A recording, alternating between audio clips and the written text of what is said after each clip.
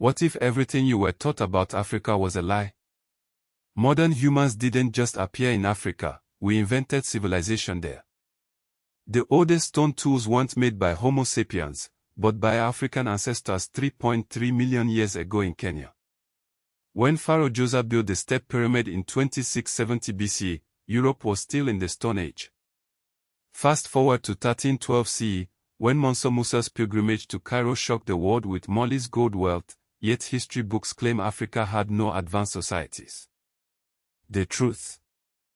Great Zimbabwe's dry stone towers, built by the Shona people without mortar, stood taller than medieval European castles. Portuguese explorers like Gilens didn't discover Africa in 1434, they bypassed thriving kingdoms who traded with China and India for centuries. The real discovery. How colonial powers like Cecil Rhodes fabricated the Queen of Sheba myth to deny Africans built Zimbabwe's stone city. When 20,000 people lived in Great Zimbabwe's urban center, London was still a muddy town. The transatlantic slave trade wasn't just about 12.5 million kidnapped Africans, it erased 100 billion in African wealth that fueled Europe's Industrial Revolution.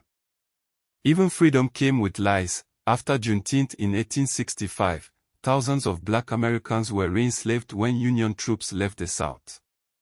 The 13th Amendment's fine print still allows slavery as punishment, that's why 2 million prisoners work for pennies today. From Timbuktu's 700,000 ancient manuscripts to the Nok culture's writing systems, Africa's intellectual history was systematically destroyed. But archaeologists like Peter Garlick proved Great Zimbabwe was African in the 1930s, just as digital projects now recover Timbuktu's burned libraries.